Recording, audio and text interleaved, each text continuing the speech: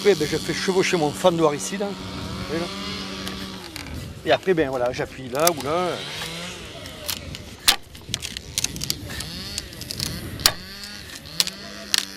Donc là, il va y avoir 2 cercles. Je vais coincer ma barre ici, dans le banc, avec ça, les chevilles en fait. Donc je vais coincer ma barre ici, et avec mon couteau, je vais enlever le bois qui est en trop.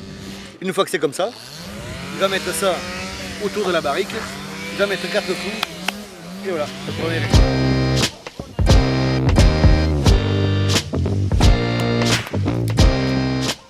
En Périgord, c'est le bardeau. Si ça ne fait pas beaucoup encore, ça commence à venir. On commence à le réemployer. Pour plusieurs raisons, c'est que c'est déjà naturel, écologique et enduré dans le temps.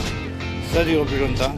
Ça ne prend pas de pétrole pour faire la tuile, ça ne prend rien.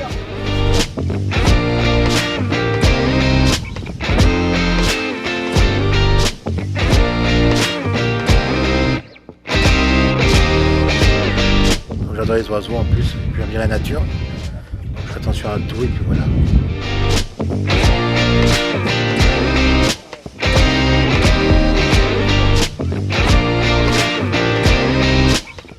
On est sur Villefranche-de-Longchat, donc on n'est pas trop loin. On a emmené un cheval pour faire la calèche et puis un cheval pour faire une petite démonstration débardage. Et on a pris ces deux-là. Mais tous nos chevaux savent tout faire. 4-4, c'est pas le 4-4 permanent. Ils sont régulés à 4 mètres.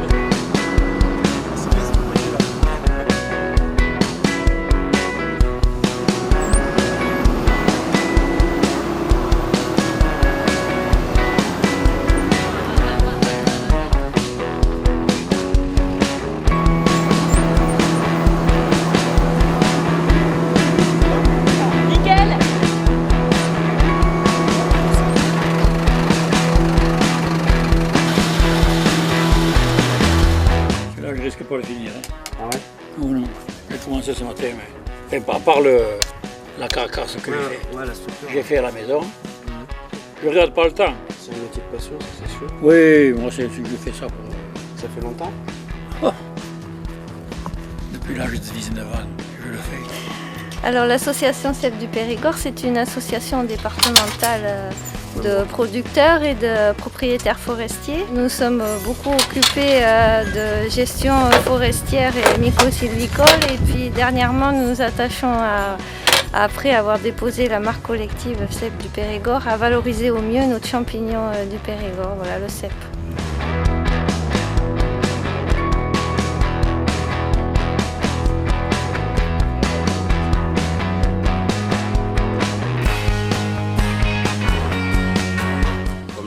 Il m'a demandé si je voulais venir amener du miel.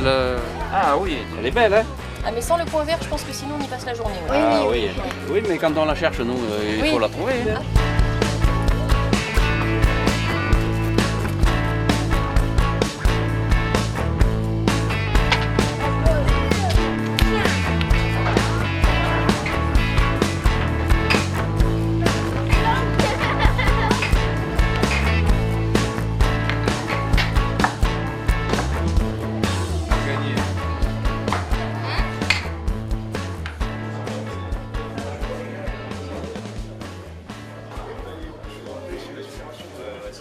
Moi je suis née ici, je suis venue exposer.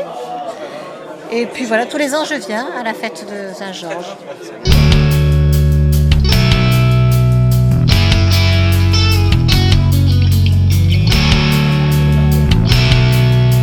Ils ont l'air bien, donc l'Europe ça n'ira pas. Merci.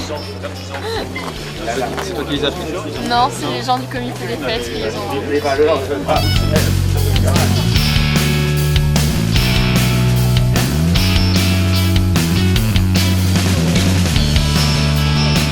Alors c'est une association, donc loi 1901, dont le but est l'étude des champignons. Donc nous faisons des sorties champignons et après avoir cueillis, on les étudie puis on met une étiquette avec leur nom et leur comestibilité. Alors nous avons été invités dans le cadre de la fête du bois et de la forêt pour présenter une petite expo avec les champignons qui ont été trouvés. Et comme cette année fin août, il y a beaucoup de champignons du fait qu'il a beaucoup plu et qu'il a fait beau par-dessus, donc on a pu présenter une petite exposition.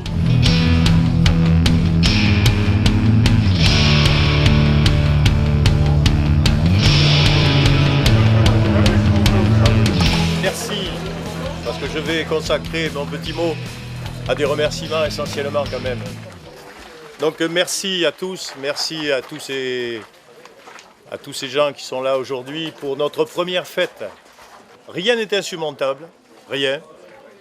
Il suffit de vouloir oser, de peser le raisonnable, de regarder autour de soi et de faire preuve de beaucoup d'humilité.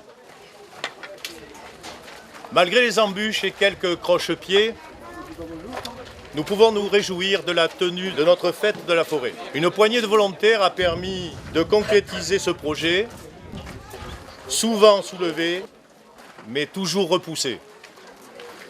Décidément, Saint-Georges de Blancanet a de drôles d'idées.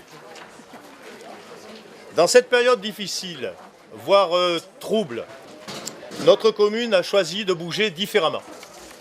Alors que l'idée générale est à l'unicité, au regroupement, Saint-Georges se construit par exemple une mairie. Alors que des manifestations estivales arrivent à leur terme, Saint-Georges organise sa fête de la forêt. Mais cette forêt qui nous entoure a su apporter en son temps des ressources et du travail. Nous avons souhaité simplement, modestement, nous en souvenir. Car malmenée, abandonnée parfois, elle demeure pour ceux qui en sont proches un souci constant. Souci de sa préservation, bien sûr, de sa surveillance, merci à nos pompiers, entre autres, de l'entretien de ces pistes des FCI, de la volonté de certains propriétaires de maintenir ce patrimoine. Et c'est bien de cela qu'il s'agit, de patrimoine. Sauver et conserver notre patrimoine, mais le respecter. Notre manifestation n'a donc pas d'autre but que de montrer, faire découvrir des savoir-faire, des artistes, des créateurs, des professionnels, enfin des passionnés de cette vie rurale et des 1000 richesses, 1000 vies que la forêt nous offre. Nous lui devions bien ça. Cette journée, qui je l'espère ouvrira une porte, n'aurait pu se dérouler sans l'aide précieuse de quelques personnes de bonne volonté dont l'engagement n'a d'égal que leur folie à vouloir réaliser un pareil projet dans notre commune. Ils se sont démenés, ils ont œuvré en un temps record afin que nos concitoyens se sentent bien à Saint-Georges. Je ne vais pas les citer tous, mais merci Jean-Claude pour tes passions, Alexandre pour ton œil aiguisé de l'informatique, Xavier, Pascal. Merci à tous nos exposants si sensibles et généreux. Merci à nos fidèles partenaires, la Fondation John Bost par exemple, la mairie de la Force, aux professionnels et au matériel d'exposition. Merci aussi, j'oublie pas les animaux qui sont en plein soleil et qui nous permettent de passer de bons moments. Je ne veux oublier personne, mais merci aussi aux associations de la commune pour leur soutien moral et financier, sans qui rien ne serait arrivé. À la communauté d'agglomération, qui nous a prêté beaucoup de matériel, au club photo de Bergerac, et à tous ces anonymes, ces humbles, qui n'ont eu d'autre aspiration que de vouloir donner un peu de plaisir. J'en terminerai là en retenant simplement, mais tout simplement et modestement, cette réflexion de Jean de la Bruyère, qui disait que le plaisir le plus délicat est de faire celui d'autrui. Le plaisir grandement partagé, je l'espère. Merci à tous. Buona giornata a tout le monde.